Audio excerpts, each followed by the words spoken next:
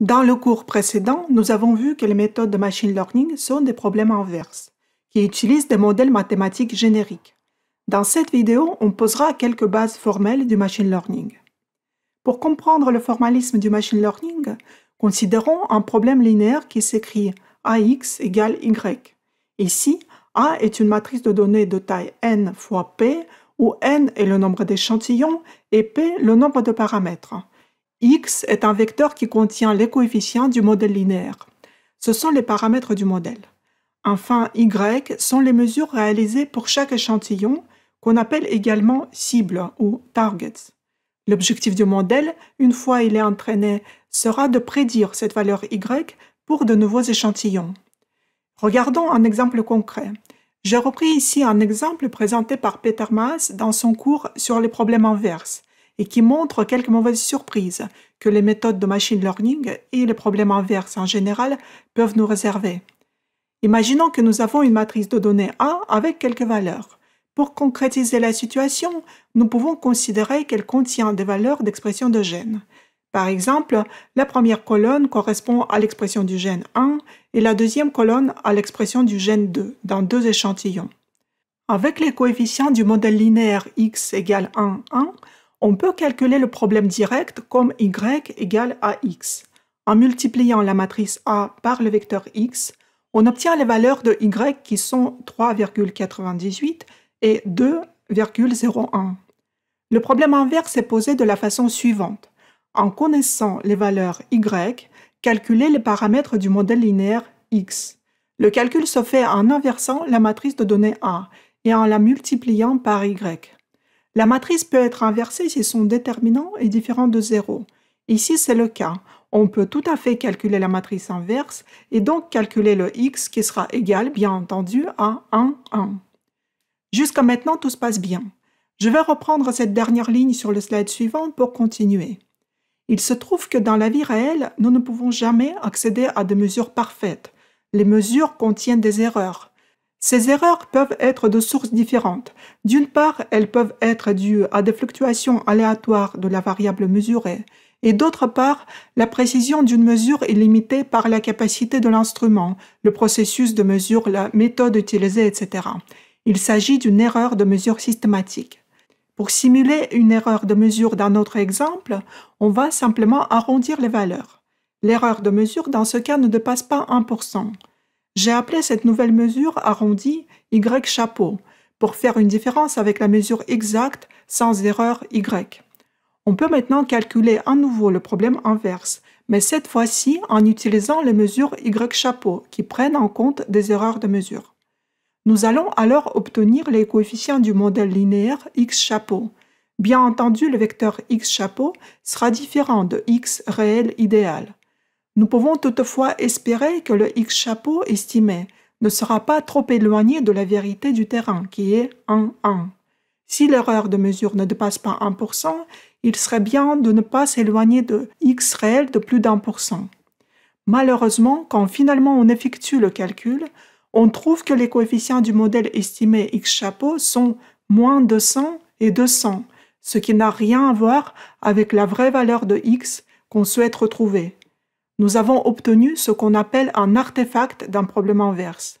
Ils peuvent apparaître lors de l'apprentissage automatique si la matrice A possède des propriétés mathématiques non souhaitables. On dit dans ce cas que le problème est mal posé. En général, pour un problème inverse, on peut se trouver dans trois cas de figure. Si le nombre d'échantillons n est égal au nombre de paramètres p, une solution exacte et unique peut exister, à condition que le problème soit bien posé. Pour cela, la matrice A doit être inversible, c'est-à-dire que son déterminant doit être différent de 0. En plus, la matrice inverse A-1 doit être continue. Dans l'exemple précédent, nous avions bien la matrice A inversible. Par contre, la matrice inverse A-1 n'était pas continue. Si le nombre d'échantillons n est supérieur au nombre de paramètres p, on dit que le problème est surdéterminé. La solution exacte au sens strict mathématique peut ne pas exister. Dans ce cas, on cherche une solution optimale approximative. Si le nombre d'échantillons n est inférieur au nombre de paramètres p, le problème est sous-déterminé. Cela signifie que le nombre de mesures n'est pas suffisant pour contraindre le modèle. Il s'agit d'un problème mal posé. En général, dans ce cas, la solution n'est pas unique. Il peut même exister une infinité de solutions. L'apparition des artefacts est possible. En général, pour parer à cette difficulté, nous devons apporter des informations supplémentaires au modèle, soit en ajoutant plus de données, soit en apportant des informations a priori sur la solution recherchée. Quel que soit le cas, il est possible de représenter la recherche d'une solution optimale de ce problème sous la forme d'une minimisation d'une certaine fonction. Une approche courante serait de minimiser la somme quadratique des déviations de mesure y-chapeau aux prédictions du modèle AX, appelé parfois misfit function. Il s'agit de la méthode des moindres carrés. On peut comprendre intuitivement que si les prédictions du modèle AX sont très proches des points observés y-chapeau, alors nous avons très probablement un modèle efficace qui a capté correctement le comportement du phénomène étudié.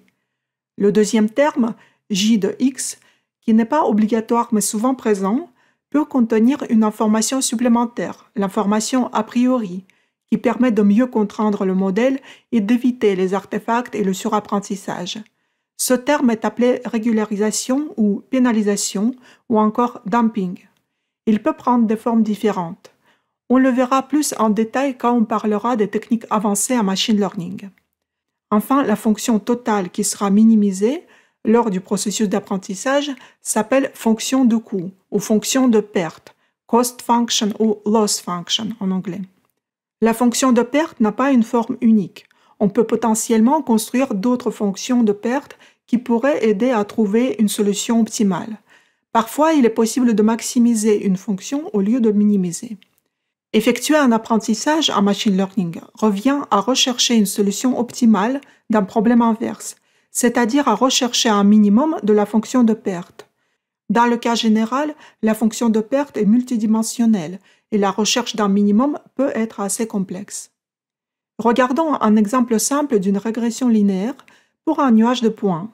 Imaginons que nous avons deux droites qui sont des candidats pour une solution optimale de ce problème de régression. La droite grise correspond à la pente 0,5 et la droite rouge correspond à la pente proche de 1. Visuellement, cette dernière semble être une meilleure solution. Calculons formellement la fonction des moindres carrés pour ce problème, la fonction misfit. Il a la forme d'une parabole, car il s'agit d'une valeur quadratique. Cette fonction possède de bonnes propriétés mathématiques puisque le minimum qu'on recherche existe et en plus il est unique. On voit que la courbe rouge correspond bien au minimum de la fonction de perte. C'est une solution optimale de notre problème. La droite grise ne minimise pas la fonction de perte, ce n'est donc pas une solution optimisée. On peut également utiliser d'autres fonctions pour chercher la solution optimale. Par exemple, en statistique, on utilise souvent la fonction de vraisemblance ou likelihood en anglais. Elle est représentée à droite. Cette fois, on cherche le maximum de la vraisemblance et on trouve exactement la même solution dans ce cas. Par contre, dans le cas général, la solution peut dépendre de la fonction de perte utilisée. On peut potentiellement obtenir deux solutions différentes. En machine learning, il existe plusieurs classes de problèmes. Une classe importante correspond aux méthodes supervisées. Ces méthodes d'apprentissage utilisent les données et des étiquettes, ou des cibles, qui accompagnent ces données. L'objectif des méthodes supervisées est de prédire l'étiquette pour de nouveaux échantillons. Par exemple, les données peuvent être les niveaux d'expression de gènes et les étiquettes peuvent correspondre au statut de chaque échantillon, normal ou cancer. Les cibles peuvent également être des valeurs numériques, par exemple la durée de survie de chaque patient atteint de cancer. Une autre classe importante sont des méthodes non supervisées. Ces méthodes sont utilisées avec des données seules, sans étiquette. Et l'objectif de ces méthodes est de découvrir la structure interne des données. Parmi les méthodes supervisées, on trouve typiquement la classification, si les cibles à prédire sont des variables catégorielles, et la régression, si les cibles sont des variables numériques.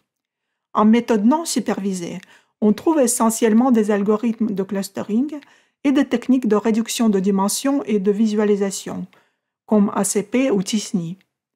Dans la suite de ce cours, nous allons faire des travaux pratiques où on découvrira plusieurs méthodes de classification en utilisant la librairie scikit-learn de Python. Nous allons travailler avec les données d'expression de gènes dans le cancer du côlon. L'objectif sera de créer un modèle de prédiction capable de faire le diagnostic entre le cancer et l'échantillon normal. Les travaux pratiques seront composés de 3 parties. Tout d'abord, il y aura une démonstration comment réaliser un modèle simple de prédiction avec scikit-learn. Ensuite, il y a 2 exercices à réaliser soi-même. Le premier portera sur les modèles Decision Tree et Random Forest. Le deuxième, un peu plus avancé, vous guidera pour l'utilisation de la régression logistique et de la méthode SVM. Chaque partie sera enregistrée dans une vidéo commentée et sera disponible sur cette chaîne YouTube. Vous avez accès au TP sur le dépôt GitHub d'Epimed à l'adresse affichée à l'écran qui sera aussi écrite dans la description de cette vidéo. Je vous remercie de votre attention. On se retrouvera dans les vidéos suivantes pour les travaux pratiques.